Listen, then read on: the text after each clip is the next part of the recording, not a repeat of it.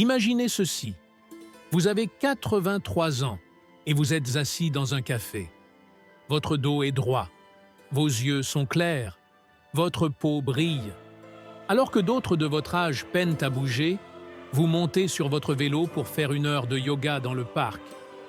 Un jeune homme vous observe avec curiosité et, finalement, s'approche de vous, vous regarde avec étonnement et vous demande « Comment faites-vous » Vous semblez avoir 40 ans, mais vous avez presque le double de cet âge. Vous souriez et lui répondez « J'ai découvert le secret de l'intemporalité à travers des principes anciens, presque oubliés, du bouddhisme. » Que diriez-vous si je vous disais aujourd'hui que je peux vous montrer ces principes? Pas des conseils superficiels de bien-être, mais de véritables outils qui ralentissent le processus de vieillissement, physique, mental, émotionnel et peut-être même spirituellement. Êtes-vous prêt à créer une nouvelle vie? Alors écoutez bien, car ce que vous allez apprendre pourrait changer votre façon de penser et votre corps à jamais. Chapitre 1. La guerre invisible. L'esprit sur le corps. Le plus grand ennemi de votre jeunesse n'est pas le vieillissement. Il est facile de blâmer les années qui passent pour la perte d'énergie, de vitalité et de beauté. Mais le vieillissement en soi n'est pas le coupable. La véritable cause de la perte de jeunesse est un attaquant silencieux venant de l'intérieur. Le chaos mental et émotionnel que nous permettons en nous-mêmes. C'est votre esprit, dans un état d'alerte constant, rempli de stress, de préoccupation, de colère et de culpabilité. Ces émotions ne restent pas simplement dans l'arrière-plan. Elles agissent activement sur votre biologie. Chaque pensée négative et chaque explosion émotionnelle envoie des ondes de tension à travers votre système nerveux, créant des tempêtes internes qui, avec le temps, détruisent votre bien-être. Dans les monastères bouddhistes, on dit qu'un esprit agité fait vieillir le corps 3 fois plus vite. Ce n'est pas seulement une sagesse poétique, c'est une compréhension profonde de la façon dont l'esprit et le corps sont étroitement connectés. Les moines et les sages le savaient depuis longtemps. L'agitation mentale ne reste pas seulement dans la tête, elle se propage dans tout le corps. Plus votre esprit est agité, plus votre corps se dégrade rapidement. Des nuits sans sommeil, un cœur accéléré, des muscles tendus. Les muscles, la respiration superficielle. Tous ces symptômes proviennent d'un esprit qui ne trouve pas la paix. Et lorsque cela devient la norme, votre corps commence à se détériorer bien plus tôt que ce qui serait attendu. Pourquoi? Parce que votre corps écoute chacune de vos émotions. Vos cellules, vos organes, vos hormones, tout est accordé à la fréquence de votre état émotionnel. Chaque pensée envoie un message biochimique, un ordre qui peut vous renforcer ou vous affaiblir. Si vous vivez dans la panique tous les jours, votre cerveau produit trop de cortisol, l'hormone qui détruit le collagène, dégrade les muscles, affaiblit le cœur et altère le système immunitaire. Il ne s'agit pas seulement d'avoir l'air plus vieux, mais de vivre dans un corps qui se sent plus vieux qu'il ne l'est réellement. Le stress chronique n'est pas seulement inconfortable, il est destructeur. Mais si vous apprenez à maîtriser votre esprit à travers la pleine conscience, le silence et la concentration, votre corps commencera à se guérir de lui-même. Ce n'est pas une fantaisie spirituelle, c'est une réalité. Dès que votre système nerveux se sent en sécurité, il passe du mode survie au mode réparation. Avec un esprit calme, votre corps peut enfin faire ce pourquoi il a été conçu, se régénérer, se renouveler, guérir. La jeunesse n'est pas qu'un chiffre, c'est un état d'équilibre entre le corps et l'esprit. Et le chemin pour y parvenir commence par la recherche de la paix dans un monde bruyant. Un exemple, une religieuse de 78 ans au Tibet méditait 2 heures par jour. Ses valeurs biologiques et sanguines étaient celles d'une femme de 35 ans. La science ne pouvait pas l'expliquer. Chapitre 2. La respiration, Le super pouvoir oublié. Saviez-vous que vous pouvez contrôler tout votre système nerveux avec votre respiration? Si vous respirez de manière superficielle et irrégulière, votre corps pense qu'il y a un danger. Le mode stress s'active. Votre système nerveux ne distingue pas entre une menace réelle et le signal que votre respiration envoie. Respirer de manière rapide et irrégulière imite la réponse à la peur. Votre corps se prépare à la lutte. Palpitations, muscles tendus, digestion interrompue. Cela génère une spirale de stress. Plus vous vous sentez anxieux, plus votre respiration devient mauvaise. Et plus vous respirez mal, plus vous vous sentez anxieux. Cela devient un déclencheur silencieux et inconscient qui maintient votre corps dans un état d'alerte constant, ce qui, au fil du temps, nuit gravement à votre santé physique et émotionnelle. Cependant, lorsque vous respirez profondément et consciemment, vous dites à votre corps « Je suis en sécurité ». La guérison commence. Les respirations profondes activent votre système nerveux parasympathique, responsable du calme et de la régénération. Votre rythme cardiaque diminue, la pression artérielle baisse et votre corps retrouve son équilibre. Ce type de respiration libère les tensions stockées dans les muscles et les organes, vous ramène au moment présent et rappelle à votre esprit et à votre corps que la menace est simplement imaginaire, pas réelle. C'est la méthode la plus simple et toujours disponible pour guérir. La respiration alternée, ou Nadi Shodhana, pendant seulement 5 minutes par jour, peut réduire la pression artérielle, diminuer l'inflammation et même protéger votre cœur. Cette ancienne technique yogique équilibre le flux d'énergie entre les hémisphères droit et gauche du cerveau, calme vos pensées et stabilise vos émotions. Asseyez-vous confortablement. Fermez une narine avec votre pouce, inhalez par l'autre, puis changez de côté et expirez. Répétez ce modèle de manière lente et rythmée. Avec une pratique constante, ce simple geste devient un puissant rituel pour votre système nerveux et votre paix intérieure. La science et la spiritualité se rencontrent. Une étude de l'Université de Harvard a montré que la respiration profonde peut allonger vos télomères, qui sont les capes protecteurs de votre ADN.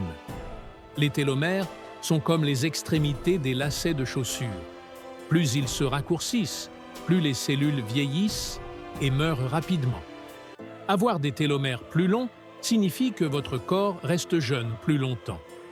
Ce que la sagesse ancienne savait depuis des siècles, la science moderne commence à le comprendre. Respirer, c'est vivre. Chaque respiration consciente est un message pour vos cellules que vous choisissez la santé, la clarté et la longévité. Respirez profondément. Expulsez le stress. Une inspiration après l'autre. Chapitre 3. Vivez comme un moine et devenez immortel à Okinawa. À Okinawa, une région célèbre pour sa population ayant de nombreuses personnes âgées de plus de 100 ans, leur secret est de manger jusqu'à être à 80% rassasiés. Dans le bouddhisme, cela s'appelle Hara-Hachibu. Imaginez manger non pas par faim ou ennui, mais avec une pleine attention. Vous vous asseyez à la table consciemment, appréciant les couleurs, les textures et les saveurs de ce que vous avez dans l'assiette. Chaque bouchée devient une expérience complète, et non une fuite précipitée de l'inconfort ou une distraction. Cette façon de manger en pleine conscience transforme votre relation à la nourriture. Au lieu d'utiliser les repas pour combler des vides émotionnels ou pour passer le temps, vous commencez à respecter les signaux de faim de votre corps, transforme l'acte de manger en un acte de soin personnel et non d'auto-sabotage. Vous découvrez quand vous êtes réellement rassasié et vous donnez à votre corps ce dont il a besoin. Avec l'attention pleine, vous reconnaissez le moment exact où la faim devient satiété. Vous ne cessez pas de manger parce que l'assiette est vide, mais parce que votre corps vous indique doucement que c'est suffisant. Ce changement apporte la paix dans vos habitudes alimentaires. Vous n'êtes plus piégé par la culpabilité, la suralimentation ou mangé par émotion. À la place, vous faites confiance à votre corps et il vous remercie avec équilibre, énergie et clarté. Ce qui se passe ensuite est étonnant. Votre corps ne gaspille plus de ressources précieuses dans une digestion inutile ou dans le stockage de calories excédentaires. À la place, il utilise cette énergie récupérée pour réparer ce qui avait été négligé, comme votre peau, vos organes et vos cellules. Vos cellules vieillissent plus lentement, le stress oxydatif et les inflammations causées par une surconsommation diminuent, et votre digestion utilise moins d'énergie. Cette énergie est maintenant disponible pour votre cerveau, votre cœur et votre système immunitaire. Votre corps commence à guérir, plutôt qu'à simplement fonctionner. Avec une alimentation consciente, vous cessez de survivre et commencez à prospérer. Chapitre 4. Mouvement avec intention. Les moines bouddhistes ne méditent pas seulement. Ils marchent, restent debout et travaillent avec leur corps. Toute leur journée devient une méditation en mouvement, où chaque action est remplie d'intention et de pleine conscience. Que ce soit en balayant le sol ou en transportant de l'eau, chaque tâche est traitée comme un rituel sacré. L'intégration du corps dans la pratique spirituelle nous rappelle que l'illumination ne se trouve pas uniquement sur un coussin de méditation. Elle se manifeste dans la façon dont vous vous déplacez, comment vous respirez et comment vous restez présent à chaque moment. Le corps devient un pont vers le présent et non un obstacle. Le mouvement, pour eux, n'est pas un exercice, mais un acte de gratitude. Chaque pas est un silencieux remerciement à la terre, à l'air que vous respirez et à la force vitale en vous. Il ne s'agit pas de brûler des calories, mais d'honorer le miracle de la vie dans un corps en mouvement. Cette attitude transforme le mouvement d'une obligation à une célébration. Lorsque vous vous déplacez avec révérence plutôt qu'avec résistance, vous ne bénéficiez pas seulement au corps, mais aussi à l'esprit. Il ne s'agit pas de combien de temps ou de vitesse vous marchez, mais de combien vous êtes conscient et reconnaissant en vous déplaçant. Imaginez ceci. Vous marchez pendant 20 minutes pieds nus dans la forêt le matin, respirant profondément, pendant que la terre froide embrasse vos pieds. Les rayons du soleil traversent les feuilles et l'air est rempli de vie. Vous n'êtes pas pressé, vous arrivez à chaque pas dans le présent. Vous sentez le sol, la vie et votre énergie à chaque respiration, vous connectant plus profondément avec vous-même et avec le monde autour de vous. Cette simple promenade devient une méditation en mouvement qui recharge votre système nerveux et ancre votre âme au moment présent. Des études montrent que marcher légèrement pendant 30 minutes par jour réduit considérablement le risque de la maladie d'Alzheimer, des maladies cardiaques et de la dépression. Ce n'est pas seulement quelque chose de spirituel.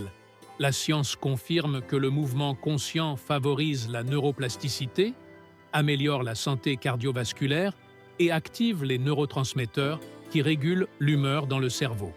Le meilleur dans tout cela, c'est que vous n'avez pas besoin de salle de sport ni d'équipement, juste votre présence. Lorsque vous reliez le mouvement à la conscience, cela devient de la médecine, un rituel doux quotidien qui ralentit le vieillissement, aiguise l'esprit et ouvre le cœur. Chapitre 5. Le présent, votre source de jeunesse. Chaque minute passée à être en colère à cause du passé vous vole de l'énergie. Chaque inquiétude concernant l'avenir fait vieillir vos cellules plus rapidement. Au moment où votre esprit saute vers l'avenir, pensant à ce qui pourrait mal tourner, ce que vous pourriez perdre ou comment tout pourrait s'effondrer, votre corps réagit comme si la menace était déjà réelle. Les hormones du stress envahissent votre système, provoquant de l'inflammation, de la fatigue et même des dommages cellulaires. Cet état constant d'attente vous vole de l'énergie et accélère le processus de vieillissement. Votre corps ne fait pas la différence entre imaginer un problème futur et le vivre réellement. Il réagit comme si cela se passait maintenant. Et lorsque cela devient une habitude, votre santé commence à se détériorer silencieusement de l'intérieur. Le Bouddha a dit « Le passé est déjà passé. Le futur n'est pas encore là. Seul le présent est réel. » Ces mots ne sont pas seulement une philosophie. Ils sont un plan pour la paix intérieure. Lorsque vous vous enracinez dans le présent, vous revenez à l'unique endroit où la vie se déroule vraiment. Vivre dans le présent signifie laisser de côté les illusions de souvenirs et de peur. Le passé ne peut pas être changé, l'avenir ne peut pas être contrôlé. Mais dans le présent, vous pouvez respirer, choisir et recommencer. C'est là que réside votre véritable pouvoir. Chaque fois que vous vous énervez pour quelque chose d'hier, demandez-vous « Cela m'aide-t-il maintenant ?» La question apporte une clarté immédiate. La plupart de notre douleur provient du fait de revivre constamment dans notre esprit des situations que nous ne pouvons plus changer. Plus vous réussissez à ramener votre attention dans le présent, plus vous trouverez de paix. Si vous n'y parvenez pas, respirez et relâchez. Inspirez profondément et imaginez que vous rassemblez toute la tension. Expirez lentement et visualisez cette tension quittant votre corps. Vous n'avez pas besoin de réparer le passé ni de prédire l'avenir. Vous devez juste être ici, dans cette respiration, dans ce moment. C'est là que commence la guérison. Des études scientifiques montrent que les personnes qui pratiquent la pleine conscience régulièrement ont des niveaux plus bas d'inflammation, un facteur clé du vieillissement prématuré. Chapitre 6. Des relations qui guérissent, pas qui détruisent. Saviez-vous que la solitude peut être plus nuisible que de fumer 15 cigarettes par jour? C'est une comparaison choquante, mais elle illustre à quel point la douleur émotionnelle peut affecter profondément notre santé physique. La solitude n'est pas seulement un sentiment, c'est un état qui provoque du stress, affaiblit le système immunitaire et accélère le processus de vieillissement. La solitude chronique est associée à des maladies cardiaques, un déclin cognitif, la dépression et même une mort prématurée. Lorsqu'il manque de connexion, le cœur souffre. L'être humain est programmé pour appartenir et sans relation significative, tout notre système commence à se désagréger. L'OMS confirme que la solitude est un problème de santé publique croissant, surtout dans les sociétés modernes où les gens sont connectés numériquement mais se sentent plus seuls que jamais. Ce n'est pas seulement un problème psychologique, c'est une épidémie mondiale qui touche des millions de personnes. La science est claire, des liens sociaux significatifs sont essentiels pour une vie longue et saine, et pourtant, ils sont de plus en plus rares. C'est pourquoi cultiver des relations authentiques n'est pas un luxe, mais une nécessité vitale, aussi importante que le sommeil, la nutrition et l'exercice. Dans le bouddhisme, il s'agit de cultiver la compassion, non seulement envers les autres, mais aussi envers soi-même. La compassion n'est pas simplement une valeur morale, mais une force guérissante. Lorsque vous commencez à prendre soin de vous-même, et non seulement des autres autour de vous, vous ouvrez la porte à une connexion véritable. La méditation de la bienveillance aimante, également appelée méta, est une pratique bouddhiste pour favoriser la compassion. Dans cette pratique, vous envoyez des vœux de bienveillance aux autres et à vous-même, reconnaissant que chacun, y compris vous, mérite amour et paix. Cette pratique soulage le sentiment d'isolement et aide à reconstruire des ponts émotionnels qui nous relient en tant qu'êtres humains. Conseil: entourez-vous de personnes qui vous renforcent, pas de celles qui vous affaiblissent. Faites attention à la façon dont vous vous sentez après avoir été avec quelqu'un. Vous sentez-vous vu, soutenu, inspiré? Ou vous sentez-vous épuisé, jugé ou invisible? Votre corps connaît la différence. Choisissez la qualité plutôt que la quantité. Une connexion authentique peut faire des merveilles pour votre cœur, votre système immunitaire et votre longévité. Même une seule relation sincère peut être un puissant antidote contre la solitude. La véritable communauté n'a pas besoin de quantité, seulement de vérité, de confiance et de présence. Chapitre 7. Dormir comme un moine. Le sommeil n'est pas un luxe, c'est votre temps sacré pour vous renouveler. Saviez-vous que lorsque vous dormez profondément, votre cerveau élimine les déchets, y compris ceux liés à la maladie d'Alzheimer? Les moines bouddhistes ont l'habitude de dormir tôt, régulièrement et dans l'obscurité totale. Pas de téléphone, pas de bruit. Pourquoi? Parce qu'ils savent qu'un sommeil réparateur est la clé d'un esprit calme et d'un corps sain. Conclusion émotionnelle et inspirante. Si vous écoutez ceci, ce n'est pas une coïncidence. Peut-être qu'aujourd'hui est le jour où vous vous réveillez et commencez à redéfinir votre vie, non pas pour être parfait, mais pour être libre. Libre de la peur, libre du stress, libre de la croyance que vieillir est synonyme de déclin. Ce n'est pas vrai. Vous pouvez vieillir et rester jeune, à chaque respiration, à chaque décision, à chaque moment de pleine conscience. Le temps n'est pas votre ennemi, c'est votre outil. Utilisez-le sagement.